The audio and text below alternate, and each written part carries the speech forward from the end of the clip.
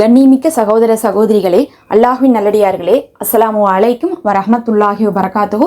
அல்ஹம்துலில்லாஹ். அல்லாஹும்ம ஸல்லி அலா முஹம்மதின் வஅலா அலி முஹம்மதின் வபாரிக் வஸல்லிம். இன்னைக்கு நம்ம பார்த்தீங்கன்னா ஒரே ஒரு இஸ்மை தான் பார்க்க போகிறோம். சுபஹானல்லாஹ், ஒட்ட வார்த்தை தான், ஆனால் உங்களுடைய வாழ்க்கையை மாற்றும்னு சொல்லலாம்.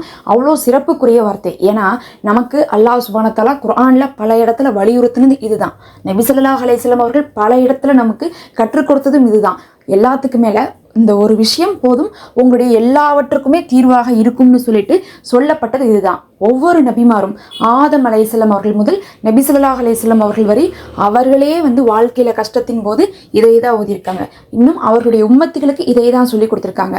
பொதுவாக எல்லாருமே செய்யக்கூடிய ரெண்டு விஷயம் என்னன்னா, எல்லா நபிமார்களுமே களிமா ஓதிருப்பாங்க, எல்லா நபிமார்களுமே இஸ்திகஃபார் செஞ்சிருப்பாங்க. அதுல இது பார்த்தீங்கன்னா இஸ்திகஃபாருக்கான வார்த்தை. களிமா உங்களுக்கு எல்லாத்துக்குமே தெரியும், லா இலாஹா இல்லல்லா அப்படிங்கிறது. ஆனால் இஸ்திகஃபாருக்கான இந்த ஒரு வார்த்தை அல்லாஹ்வை ரொம்பவே பார்த்தீங்கன்னா மனம் மாற்றி நமக்கு பாவ மன்னிப்பு கொடுக்க வச்சது மட்டும் இல்லாமல் நம்ம வாழ்க்கையின் விதையே மாற்றக்கூடியதாக இருக்கும்.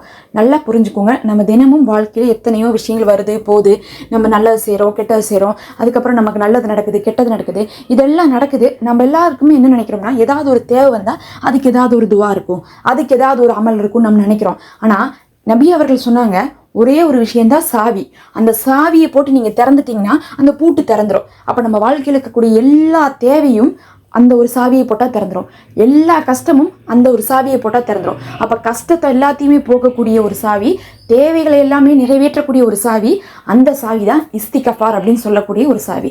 அப்போ நமக்கு லைஃப்பில் தினம் தினம் நமக்கு தேவையான அனைத்தையுமே பெற்றுக் கொடுப்பதற்கு, தினம் தினம் நம்மளுடைய வாழ்க்கையில் நல்லது நடத்தி வைப்பதற்கு, நம்ம எதிர்பாராத நிலைமையை நமக்கு உண்டாக்குவதற்கு, விதியை மாற்றி அமைப்பதற்கு நமக்கு சக்தியானது என்னன்னா நம்ம இஸ்திகஃபார் மட்டும்தான்.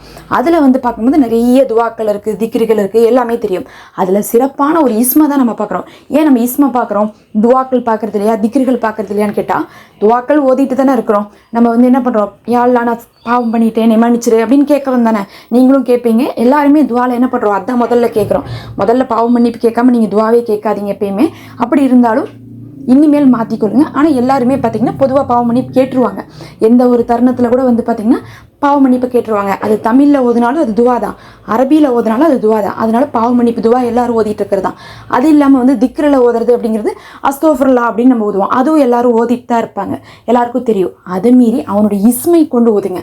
அவனுடைய இஸ்மை அப்படிங்கிறது பார்த்தீங்கன்னா அவனை நேரடியாக அழைப்பது, அதை சொல்லி அழைப்பது. இப்போ ஒருத்தவங்களை ஒரு விஷயம் நம்ம செய்ய வைக்கணும்னா அவங்கள எதை சொன்னால் அந்த விஷயத்தை செய்வாங்களோ அதை நம்ம சொல்லணும். அதுதான் புத்திசாலித்தனம். அப்படி பார்க்கும்போது அல்லாஹுடைய மன்னிப்பை பெறுவதற்கு அவன்கிட்ட ஒரு இஸ்மு இருக்குது. அந்த இஸ்மை கொண்டு அழைத்தவர்களை அல்லாஹ் மன்னிக்காமல் விடுவதை விரும்புவதில்லை. சுபஹானல்லாஹ், அதுதான் முக்கியம்.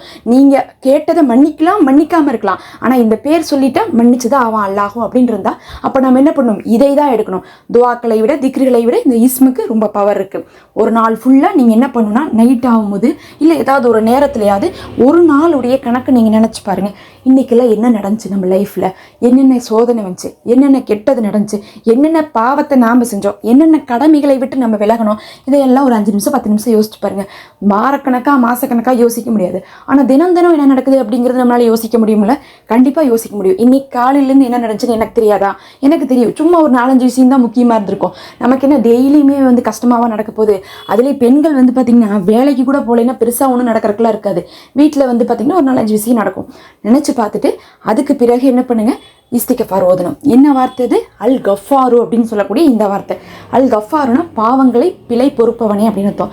எல்லாம் பாவத்தை மன்னிக்கக்கூடியவனே அப்படின்னு அழைத்து அல்லாஹ்விடத்தில் நம்ம மன்னிப்பு கேட்கும் போது என்ன ஆயிரும்னா, நம்மளுடைய பாவங்கள் மன்னிக்கப்படுது. அப்போ நம்ம நிலைமையெல்லாம் இன்னைக்கு ஃபுல்லாக நினச்சிட்டு, நான் இதெல்லாம் தப்பு பண்ணியிருக்கேன், அதே மாதிரி இதெல்லாம் எனக்கு தவறாக நடந்துச்சு, இதெல்லாம் எனக்கு தேவைப்படுது, இது மூணுக்குமே ஒரு சாவி என்னன்னா, நான் உங்ககிட்ட கேட்கக்கூடிய பாவம் மன்னிப்பு தான்.